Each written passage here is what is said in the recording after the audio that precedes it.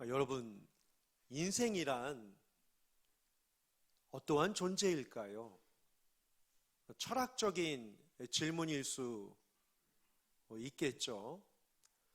성경을 보니까 이 사람이라고 하는 이 단어를 사용할 때 헬라어로 안드로포스라고 하는 원어를 사용하고 있습니다.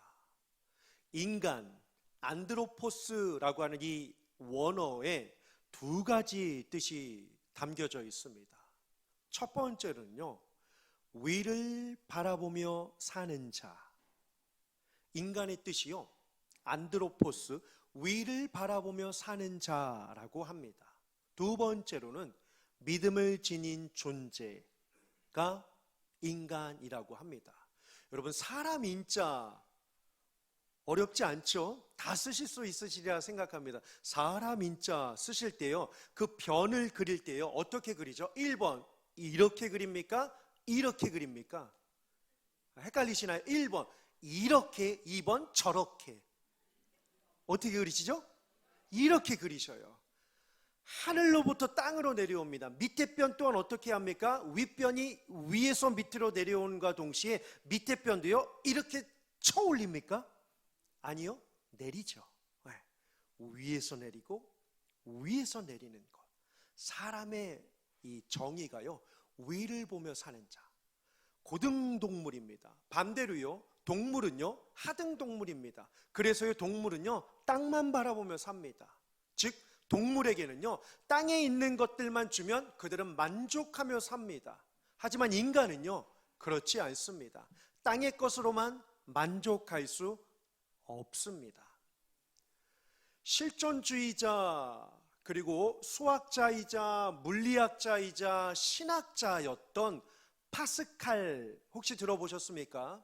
그 파스칼이 많은 생각과 이야기를 통하여서 책을 만들지는 못하였지만, 그가 죽고 난 뒤에 그의 제자들이 생각, 사고, 묵상이라고 하는 이 단어를 가지고서 팡세라고 하는 단어를 가지고 제자들이 책을 만들었습니다.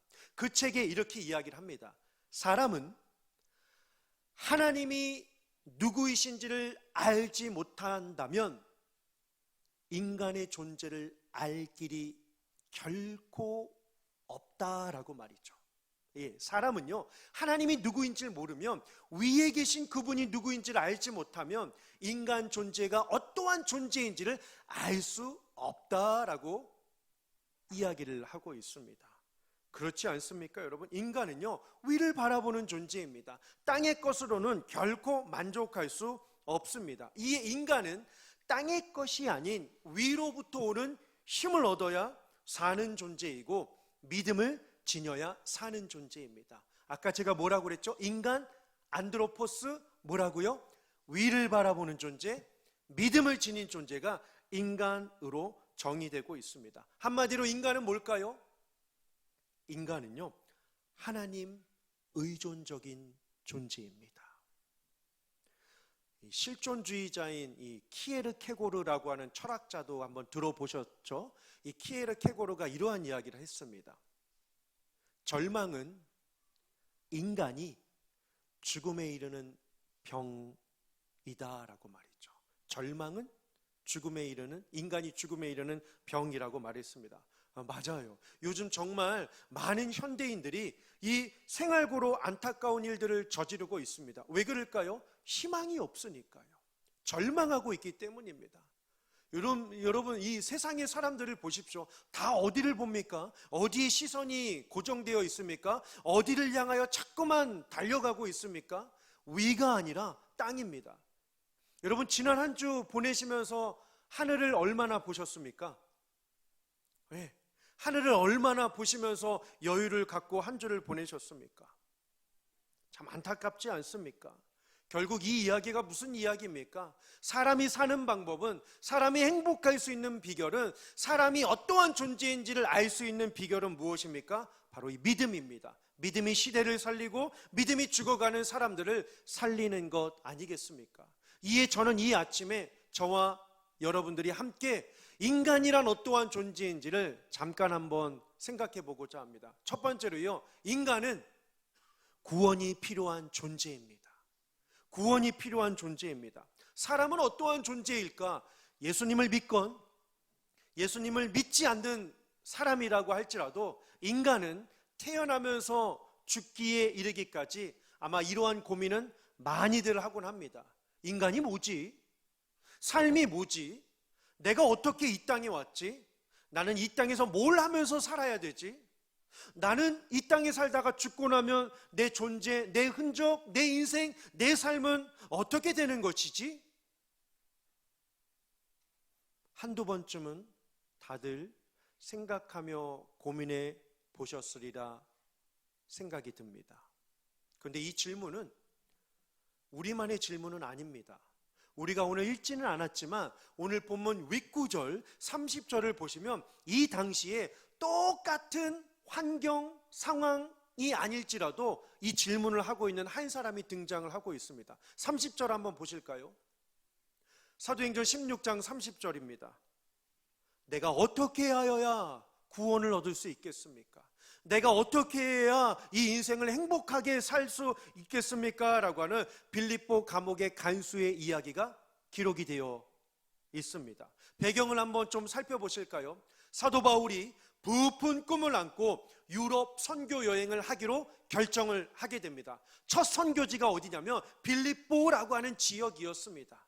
기대감이 있었고 그 부푼 그 기대감을 가지고 첫 항해를 하여 도착한 곳이 빌립보 지역이었습니다. 기도하며 시작한 이 부푼 꿈 얼마나 행복했을까요?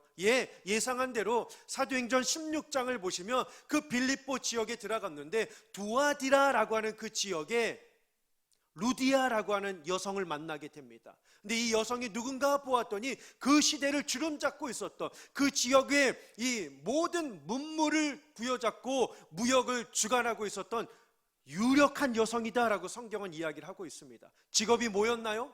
자주장사. 옷감을 가지고 물을 들이고 판매하고 이 옷을 만드는 아주 힘 있는 유력한 여인이 사도 바울이 전하는 복음을 듣고 감동을 받아 성경을 보니까 사도행전 16장에 충성된 종, 충성된 사람이 사도 바울을 따라다니게 됩니다. 그 마음이 감동해서요, 그 집안에 있었던 모든 것을 선교팀에게 다 나눠줘요. 선교 보고, 선교 출발지를 그 집으로 삼게 되죠. 공장을 열어요. 그가 가지고 있었던 모든 물질을 사도 바울의 전도팀에게 다 나누어 주게 됩니다. 따라가요. 옷도 주고 만들어주고 신발도 주고 잠자리가 없을 때 그의 공장을 열어서 사람들을 다 데리고 와서 오픈을 하게 됩니다. 결실을 맺어가는 이 과정을 보니 사도 바울의 마음이 얼마나 감사했을까요? 여러분, 순조로운 출발 아닙니까? 그런데 이게 웬일입니까? 그 집에서 나와서 다시 다른 곳으로 가서 복음을 전하려고 하는데 난관에 부딪히게 됩니다. 누가 찾아오죠? 귀신 들린 여종이 사도 바울 일행을 계속 따라다니면서 힐난하고 조롱합니다. 17절 한번 보실까요? 17절을 보시면 은혜로운 표현 같지만 이게 완전히 비아냥입니다. 하나님의 사람들인데 복음을 전한다고 한다, 길을 가르쳐준다고 한다, 아무리 이야기해봐라 라고 하는 비아냥거리는 귀신 들린 여종을 통하여서 사도 바울 일행이 고통을 당하게 됩니다. 그러자 18절 하반절에 사도 바울이 불쌍히 여긴지라 그 귀신 들린 여인을 향하여 선포하며 귀신을 쫓아내게 되죠. 뭐라고 이야기를 합니까?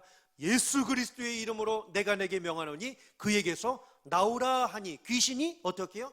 즉시 나오니라. 아멘이라고 이야기를 하고 있습니다.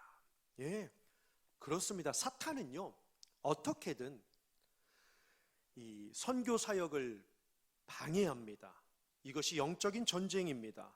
그런데 문제는요, 점치는 여성을 통해 돈을 벌었던 주인들이었습니다. 수입이 끊기게 되자 바울과 실라를 잡아다가 옥에 가두게 됩니다. 고발을 하게 되죠. 여러분 20절 21절 한번 보실까요?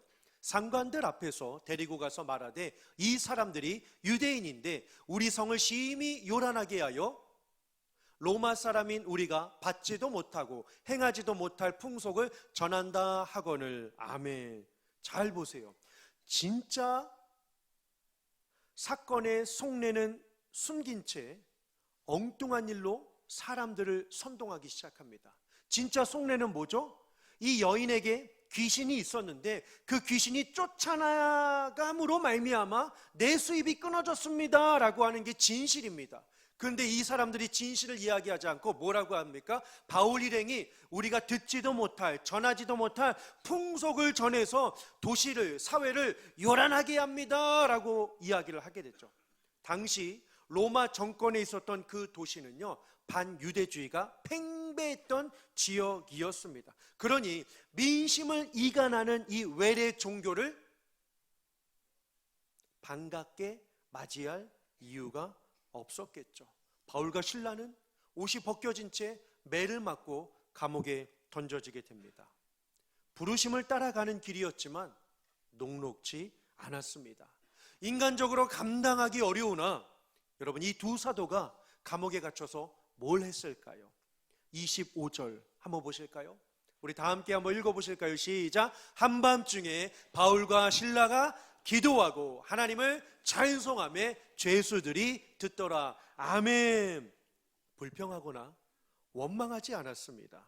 하나님께 저 원수들을 심판해달라고 호소하지 않았습니다. 뭐 했다고 하죠? 기도하고 찬송했다라고 이야기를 하고 있습니다.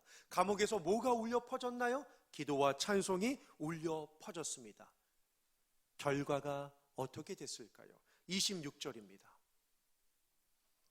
다 함께요. 화면을 보시며 시작. 이에 갑자기 큰 지진이 나서 옥토가 움직이고 문이 곧 다 열리며 모든 사람의 매인 것이 다 벗어진지라. 아멘. 중요한 게 뭘까요?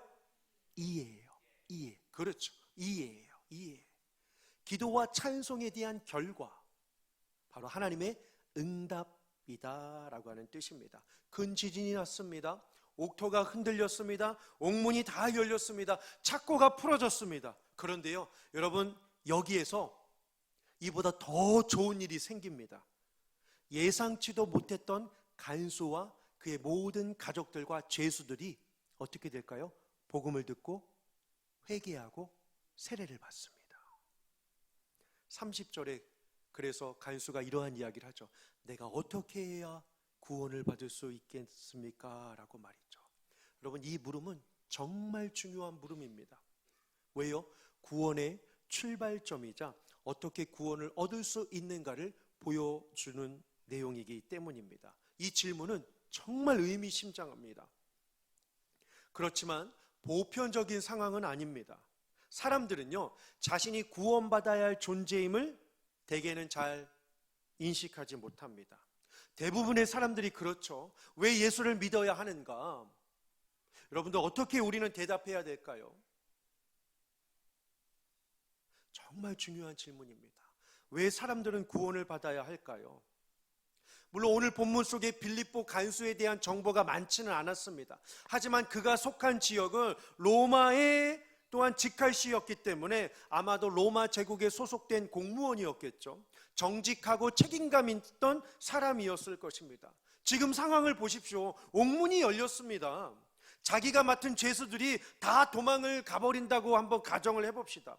자신도 도망갈 수 있는 상황 아닙니까? 그런데 그는 그렇게 무책임한 사람이 아니었습니다. 스스로 목숨을 끊으려고 했다는 사실에서 우리는 알 수 있습니다. 무엇보다도 그는 매우 가정적이었던 사람인 것을 우리는 보게 됩니다. 왜요? 가족이 함께 복음을 받고 세례를 받았기 때문입니다. 지진이 나고 옥토가 흔들리고 옥문이 열리고 착고가 풀렸지만 죄수들은 그 자리에 있었습니다. 이 장면을 보면서 거기에 있던 사람들이 무슨 생각을 했을까요? 아, 하나님이라고 일컫는 그분이 지금 여기 계시는구나. 어렴풋이 감지한 것 같습니다. 이것이 깨달아지자 이 고백을 한 것입니다.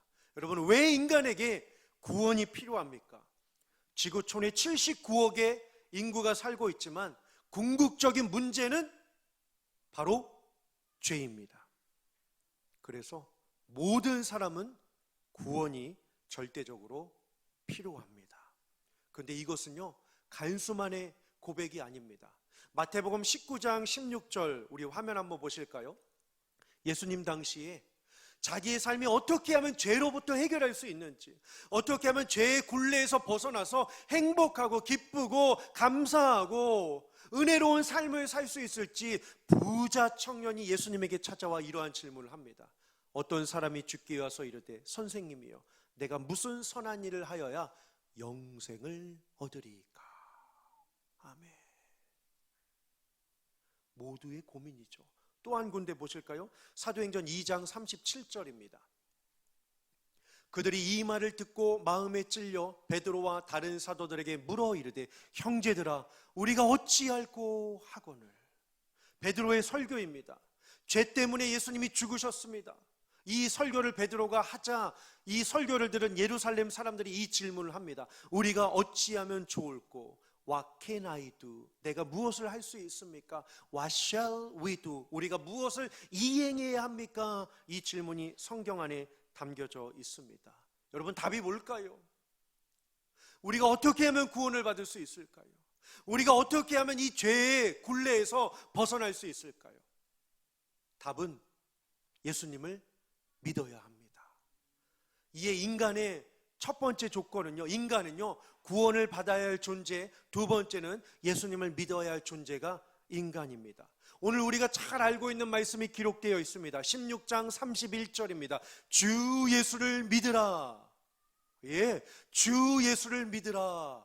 그리하면 너와 내 집이 구원을 받으리라 하고. 아멘. 답은 뭘까요? 우리가 어찌하면 좋을꼬? 어떻게 하면 영생을 얻을 수 있겠습니까?의 명확한 답은 딱 하나입니다. 주 예수님을 믿으면 됩니다. 너무나 명쾌한 대답 아닙니까? 위대한 인생의 질문에 가장 명쾌한 대답입니다. 여러분, 죄인인 인간 스스로는 죄를 해결할 수 없습니다.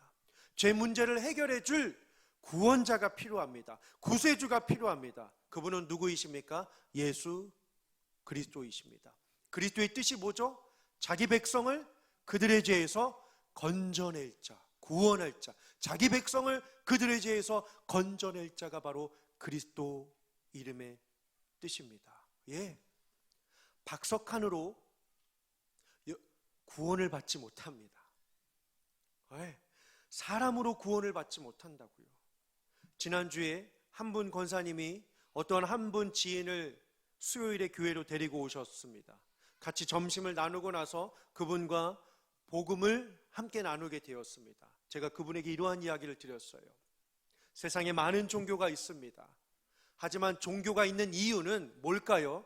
사람은 의존적인 존재, 구원을 받아야 하는 존재이기에 사람은 종교를 가지고 있습니다. 하지만 그 종교의 가장 핵심적인 것은 죄의 문제에 대한 해결입니다. 어떠한 종교는 108번 절을 하면 그 죄가 없어진다고 합니다. 어떠한 종교는 누군가 그 죄를 고해 성사를 받으면 그 죄의 덩어리가 끊어진다고 합니다. 그런데 사실 그렇지 않습니다. 그 죄를 듣고 있는 자도 죄인입니다. 죄인이 어떻게 그 죄를 용서해 줄 수가 있겠습니까? 죄를 해결해 줄 수 있는 유일한 존재는 오직 죄가 없으신 예수 그리스도 뿐이십니다. 아멘입니까? 제가 그분에게 그 말씀을 드렸습니다. 여러분, 중요한 이야기입니다. 사람은 어떠한 방법으로도 죄를 해결받을 수가 없습니다. 코로나가 한창 우리의 삶을 힘들게 만들었습니다. 여러분, 코로나 백신 기억나십니까? 잘 기억이 안 나시죠? 옛날 일 같지 않으십니까? 코로나를 치유할 수 있는 이 백신은요, 화이자, 얀센, 모더나, 오랜만에 들어보시죠? 네, 코로나 백신은 많아요. 하지만 죄의 백신은 딱 하나입니다. 오직 예수 그리스도이십니다. 사도행전 4장 12절에 이렇게 말씀합니다. 화면을 한번 보실까요? 우리 다 함께요. 시작. 다른 이로서는 구원을 받을 수 없나니 천하 사람 중에 구원을 받을 만한 다른 이름을 우리에게 주신 일이 없음이라 하였더라. 아멘. 여러분, 박석한으로 구원을 받을 수 있을까요? 없을까요? 있습니다라고 여지가 있는 분들은요, 지금 일어나서 나가시면 됩니다. 박석한으로 구원을 받을 수가 없어요. 박석한이 누구냐고요? 저예요, 저. 잘 모르시는 분들 계셔서 제가 박석한입니다. 제가 박석한이에요. 박석한으로 구원을 받을 수 없어요. 박석한이 구원을 선물로 드릴 수는 있어도 구원을 그 자체를 받을 수는 없습니다. 없어요. 사람이 어떻게 구원을 줍니까? 사람의 행위가 어떻게 구원을 완성시킵니까? 사람의 노력과 흔적이 어떻게 구원을 충족시킬 수 있겠습니까? 아무것도 없어요. 아무도 할 수 없습니다. 구원자는 오직 예수 그리스도이십니다. 그래서 우리는 행복한 사람입니다. 왜요? 예수 그리스도가 우리의 구원자가 되시고 우리의 영원한 생명을 주신 아버지가 되시기 때문입니다. 믿으십니까? 얼마나 행복해요. 여러분 행복하십니까? 죄를 해결받았으니 얼마나 행복하십니까? 그런데 세상에는요, 이 죄를 해결받지 못하고 사는 사람들이 정말 많이 있습니다. 그들의 인생이 행복할까요? 평안할까요? 마치 그런 거죠. 제가 어릴 적에요, 어머니께서 아끼시던 찻잔을 집에서 동생과 공놀이를 하다가 그만 쨍그랑 깨트리고 말았습니다. 어머니가 신방을 마치고 돌아오시기 그 직전 약 3-4시간 저의 인생은 어떠한 인생이었을까요? 심장을 밖으로 내놓은 인생이었습니다. 한마디로 나는 죽었다. 얼마나 혼날까. 또 한 번은 제가 집에서 동생과 막 놀면서 막 왔다 갔다 하다가 정신없이 막 놀다가 그만 아버지께서 설교 준비하실 때 아끼셨던 만년필을 툭 쳐버렸다가 그 만년필이 운도 치질이 없죠. 뒤로 떨어지면 괜찮았겠건만 수평으로 떨어지면 괜찮았겠건만 만년필 촛대로 잉 떨어져서 만년필 그 앞에 그 머리가 박살이 나고 말았습니다. 아버지가 그토록 여기시던, 중요하게 아끼시던 저의 남은 인생은 죽었구나를 넘어서 여러분들이 상상을 하십시오. 이제 큰일 났다. 얼마나 초조했을까요? 물론 이게 죄라고 빗대지는 않지만 불안한 그 인생, 심판받아야 할 그 인생, 처단을 기다려야 되는 그 인생, 진짜 막 도망가고 싶더라고요. 떨리더라고요. 찻잔이 그게 본드를 붙인들 완성이 되냐고요. 어린 나이에 그 만년필 촛대를 다시금 테이프를 붙인들 완성이 되냐고요. 얼마나 노심초사했을까요? 뒷이야기가 궁금하십니까? 얼마나 맞았냐고요? 아니요. 어머니께서 안아주셨습니다. 괜찮다고, 깨질 수도 있지. 아버지께서 괜찮다고 하시면서 사색이 되어 있는 저를 안아주셨습니다. 그 저희는 어떻게 됐을까요? 펑펑 울었어요. 혼나서 펑펑 운 게 아니라 용서받은 그 기쁨에 얼마나 마음이 위안이 되었던지 펑펑 울었습니다. 왜 우냐고 물으셨죠? 근데 저는 말할 수 없는 기쁨이 있었으니까요. 용서받은 그 은혜가 있었으니까요. 이루 말할 수 없는 눈물이 저에게 흐르는 거 있죠. 맞아요. 우리는 행복한 사람입니다. 행복한 사람이에요. 여러분 보세요. 세상은 행복을 영어로 뭐라고 하나요? 행복이 영어로 뭐죠? 수준이 탁월하십니다. 행복을 영어로요, 해피라고 합니다.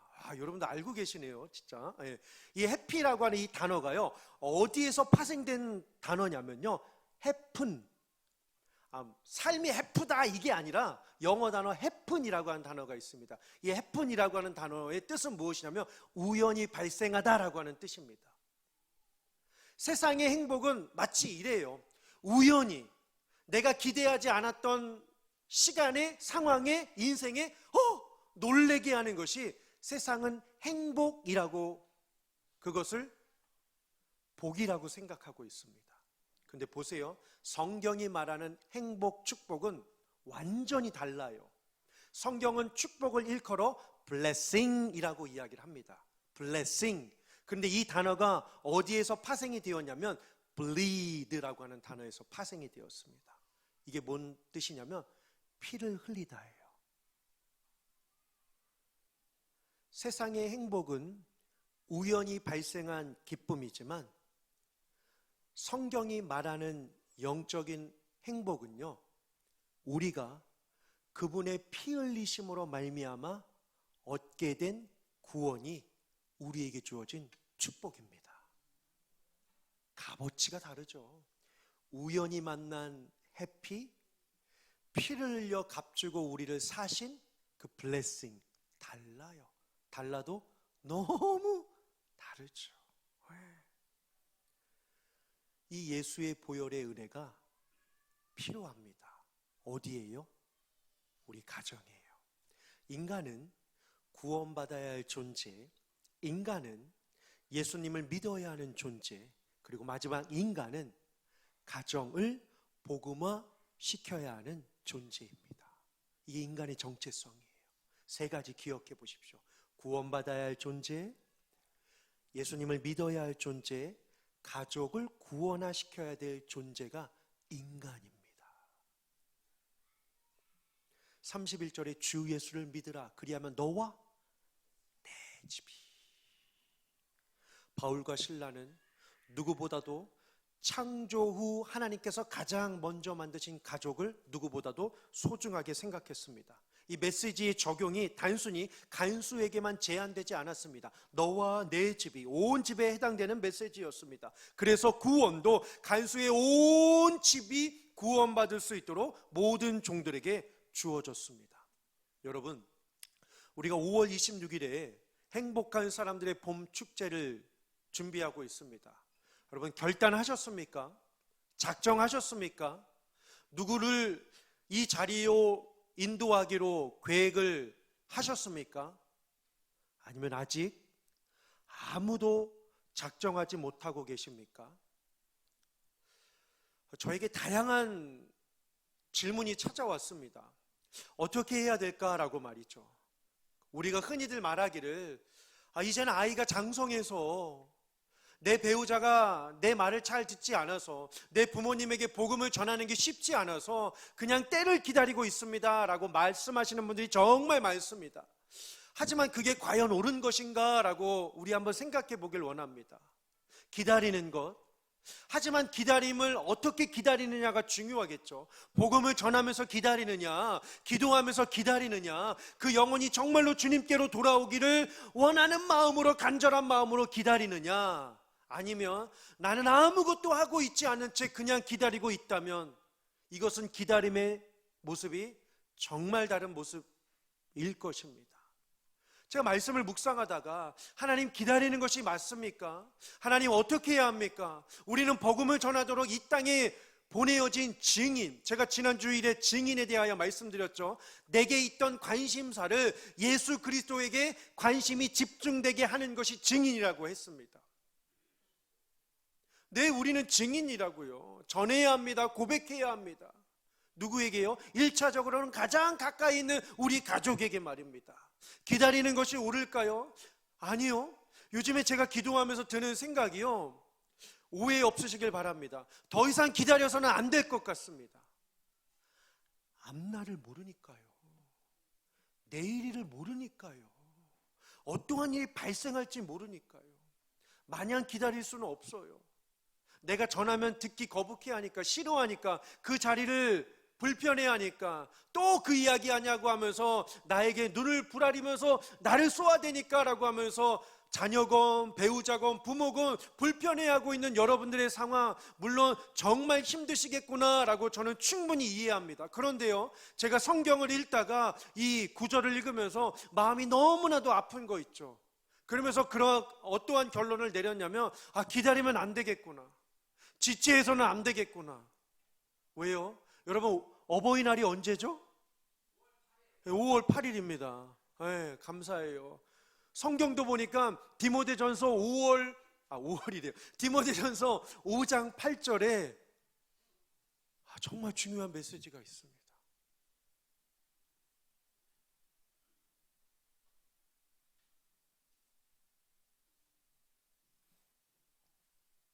누구든지 자기 친족, 특히 자기 가족을 복음으로, 구원의 사람으로, 위를 바라보는 자로, 믿음을 지닌 그 기쁨으로 사는 자로 이끌지 아니하면,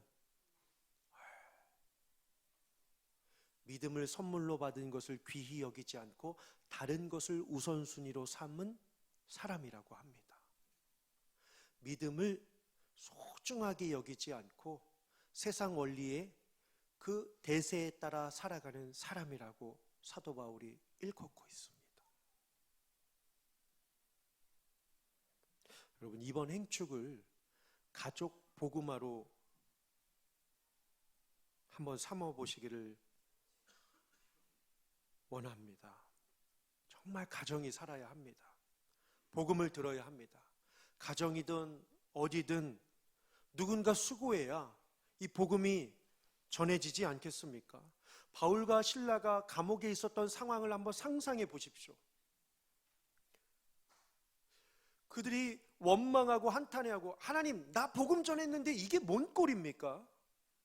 하나님, 성경 들고 외쳤는데 이게 내 형편이 뭡니까? 하나님, 나 금식했다고요. 하나님, 나 성경 일독했다고요. 하나님, 나 모태신앙이라고요. 하나님, 나 주일 예배 드리고 왔다니까요. 저 이번 주 새벽 예배 안 빠졌어요. 금요 기도에 와서 눈물 흘리며 기도했다니까요. 수요 시간 앞서서 와서 예배 듣고 말씀 강론에 은혜 받고 다짐하고 하나님 앞에 약속했습니다. 그런데 이게 하나님이 주신 결론입니까? 이 고난이, 이 아픔이, 이 절망이, 이 실패가, 이 암덩어리가, 이 사업의 실패가, 이 자녀의 낙심이, 인생의 실패가, 시험의 낙방이 충분히 이럴 수 있지 않겠습니까? 근데 사도 바울은 신라와 함께 그 일행과 함께 뭘 했죠, 여러분? 그 감옥에서요. 옥문이 언제 열리기만을 바라면서 간수들의 열쇠만 딸랑딸랑거리는 열쇠만 바라보았습니까? 그 옥문의 키가 어떻게 하면 열릴 수 있을까? 어떻게 하면 탈출할 수 있을까? 궁리하였던가요? 아니면 내가 나가기만 해봐라, 나를 붙잡은 그 귀신 들린 여종의 주인이었던 그 사람 가만히 두지 않겠다라고 하면서 이를 박박 깔고 있었습니까? 하나님을 향하여 손가락질하며 원망하고 있었습니까? 아니요. 찬양했습니다. 기도했습니다. 뭘까요? 5글자로 이야기해 본다면 복음적 확신입니다. 복음적 확신. 오늘 우리에게 너무나도 약해 있는 것이 바로 이것 아닐까요? 복음적 확신. 내 안에 주님이 계시고, 나를 통하여 주님이 역사하시고, 나를 통하여 사람을 바꾸시고, 나를 통하여 세상을 구원화시키고, 나를 통하여 죽어가는 영혼들을 하나님의 사람으로 변하게 하시는 이 확신, 복음적 확신. 내가 복음을 부끄러워하지 아니하노니 이 복음은 모든 믿는 자에게 구원을 주시는, 모든 믿는 자에게 구원을 주시는 하나님의 능력이 됨이니라. 이게 복음적 확신입니다, 여러분. 왜 우리가 머뭇거립니까? 왜 우리가 자녀의 눈치를 봐야 합니까? 왜 배우자에게 우리가 입을 열지 못하고 우리가 속을 끓고 있어야 합니까? 물론 복음을 전하느라 애쓰고 계신 것 압니다. 직장 동료에게건 자녀에게건, 야, 우리 더 이상 이렇게 살 수 없다. 딸아, 아들아, 정말 우리가 하나님 없이는 살 수 없다. 나의 유일한 소망이 너가 예수님 믿고 함께 신앙생활하는 그 기쁨으로 힘을 내면 좋겠는데, 다른 거 따라가고 좋아하고 갖고 싶은 거 많겠지만 그건 영원한 행복이 될 수 없다라고 우리가 외쳐야 되지 않겠습니까? 제가 지난주 수요일에 오신 그분에게 그랬어요. 인생은 아웃풋 할 때 행복한 게 아니라 인풋이 있어야 행복하다고요. 아웃풋. 세상은요, 지출하고 소비하고 과소비해야 자기가 뭐라도 된 것만큼 기뻐하며 산단 말이죠. 써야, 누려야, 즐겨야, 소비해야 자기가 우월하고 자기가 돈을 잘 벌고 자기가 힘이 있다는 것을 과시하면서 사는 세상이 지금 이 세상입니다. 근데 행복하던가요? 더 우울하죠. 더 절망하죠. 더 부들부들 떨면서 살고 있습니다. 아웃풋, 지출하고 소비하고 즐거워하는 거 인생에서 그리 길지 않아요, 여러분. 인생을 80으로 보았을 때 내가 마음껏 즐기고 마음껏 쓰고 마음껏 사용하는 그 인생의 시간이 얼마나 될까요? 얼마 되지도 않아요. 잠자는 시간, 일하는 시간, 공부하는 시간, 직장 가는 시간, 뭐 다른 시간 빼고 나서 내가 즐기는 그 시간이요, 1년도 채 되지 않는다고 합니다. 그런데 사람들은 1년도 되지 않는 그 시간에 목숨을 걸어요. 가치를 겁니다. 모든 에너지를 투자해요. 여러분, 우리가 에너지를 투자할 곳은요, 안식일입니다. 주일이라고요, 주일. 한국교회의 이 아픔은요, 예배가 무너지는 이 아픔 때문에 찾아온 것 아닐까요? 다음 세대의 이 피폐한 병폐는요, 왜 찾아왔을까요? 예배가 사라지면 은혜가 없어요. 말씀이 없으면 영으로 살 수가 없습니다. 신앙으로 견디지 못하면 우리의 자녀들은 꺾여지고 박살나는 것 순식간입니다, 여러분. 내가 지키고 싶은 것, 예배, 내가 간직해야 할 것은 복음입니다. 여러분, 이것에 대하여 절대로 물러나지 마십시오. 주일 예배, 주일 성수 온전히 하십시오. 복음을 갖고 사는 것 끝까지 지키십시오. 왜요? 그래야 내 자녀들이 우리 아빠는 예배를, 주일을 정말 사랑하셨어, 여러분, 이 기억을 남겨야 되지 않겠습니까? 우리 아빠는 돈이 너무 많아. 그게 뭔 자랑이에요, 여러분? 우리 엄마는 명품백이 뭐 10몇 개. 그게 뭔 자랑이냐고요, 여러분? 땅이 이만큼이야. 이게 뭔 자랑이에요? 골프 언더파를 쳐. 이게 뭔 자랑입니까, 여러분? 낚시 막 강태공이야. 이게 뭔 자랑입니까, 여러분? 결코 그러한 것들은 자랑이 될 수가 없습니다. 우리 진짜 주 예수보다 귀한 것 없네로 삽시다. 다른 게 없어요, 여러분. 그게 행복이니까요. 그게 인간이니까요. 위를 보며 사는 자, 예배로 공급함을 얻는 자, 은혜로 힘을 내는 자가 인간입니다. 인간.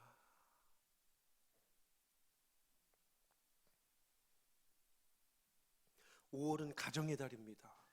기독인들의 갈망이 있죠. 우리 영화교회 원로 목사님이 처음부터 세우실 때 우리 표어가 무엇입니까? 가정을 행복하게 하는 교회입니다. 뭐로 행복할까요? 뭐로 행복할까요? 복음이 채워져야 합니다. 가정 안에 사탄 마귀가 얼마나 강력하게 역사하고 있습니까? 제가 심각한 질문 한번 드려볼게요. 답해 보십시오. 하나님의 영이 강하십니까? 세상의 영이 강합니까?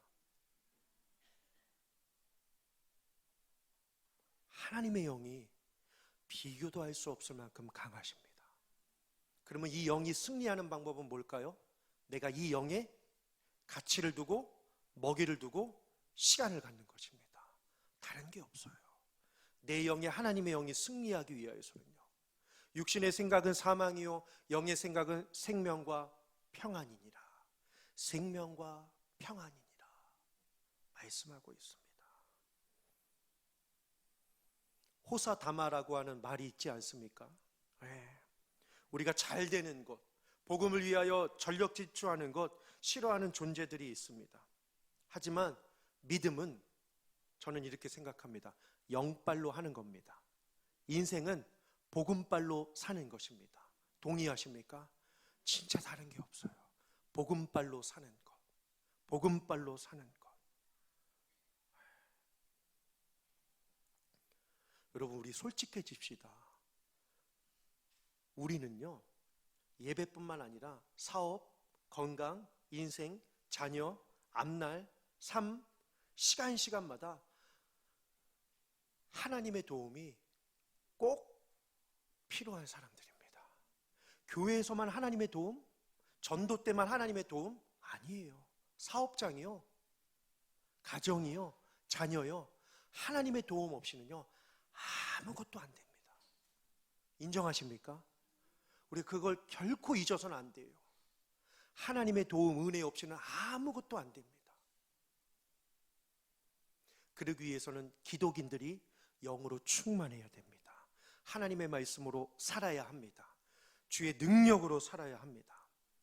여러분, 우여곡절이 많아요. 인생의 고난과 풍파와 시련이 많습니다. 사도 바울처럼 매를 맞을 수도 있고, 어려운 환경에 처할 수도 있고, 오해를 받을 수 있는 상황에 묶임으로, 코너로 몰려갈 수가 있습니다. 그런데 보세요, 하나님은요 우리를 결코 그렇게 가만히 두지 않으십니다. 하나님이 우리 인생을 향하여 하시는 계획과 결론이 뭘까요? 오늘 보면 마지막 34절입니다. 저 이 장면을 읽으면요 막 가슴이 뜁니다. 너무 행복해서요. 왜요? 다 함께 읽어보실까요? 그들을 데리고 자기 집에 올라가서 음식을 차려주고 그와 온 집안이 하나님을 믿음으로 크게 기뻐하니라. 아멘. 저는 이 기쁨을 주목합니다. 왜요? 이 기쁨이 최고의 기쁨이기 때문입니다. 세례받고 자녀되고 하나님 백성 되어 찬미하였더니 그 인생이 기쁨으로 채워져 있는 이 인생, 성경에 기록하고 있지는 않지만 이들의 이후의 삶이 얼마나 행복했을까요? 진짜 행복하지 않았겠습니까? 죄수였다니까요. 그런데 하나님 나라의 거룩한 나라, 하나님의 소유된 백성, 그의 택하신 족속 왕 같은 제사장이 되었으니 이보다 행복한 일이 어디에 있겠습니까? 구원은 가장 귀한 것입니다. 예, 인간의 존재, 구원받아야 할 존재, 하나님을 믿어야 할 존재, 가정을 복음화시켜야 될 존재가 인간인 것을 기억하시며 이 한 주간 복음으로 승리하시는 저와 여러분들이 되시기를 주님의 이름으로 축원합니다. 하나님,